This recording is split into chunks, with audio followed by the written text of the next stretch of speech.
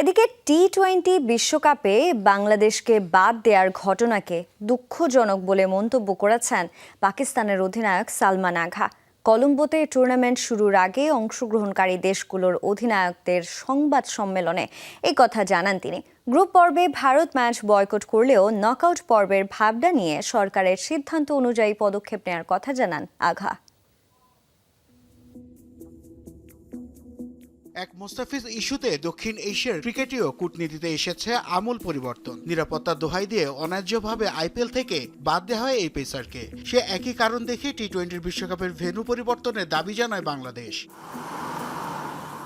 তবে আইসিসি সাফ জানিয়ে দেয় শ্রীলঙ্কা নয়, ভারতে খেলতে হবে টাইগারদের। শেষ পর্যন্ত নিজেদের দাবিতে অটল থেকে বিশ্বকাপ বয়কটের ঘোষণা দেয় বাংলাদেশ সরকার। সংহতি প্রকাশ করে বিশ্বকাপে ভারতের বিপক্ষে ম্যাচ বয়কটের ঘোষণা দেয় পাকিস্তান। টুর্নামেন্টে লাল সবুজদের বাদ দেওয়ার ঘটনাকে দুঃখজনক বলছেন পাকিস্তানের অধিনায়ক সালমান আগা।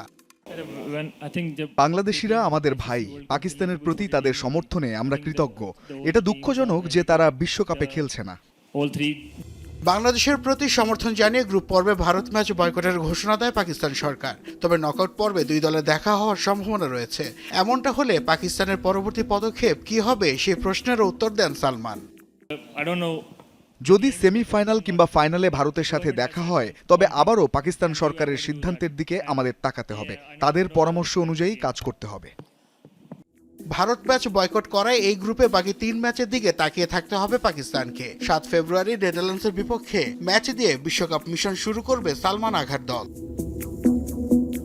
নাসিফ শুভ, যমুনা স্পোর্টস।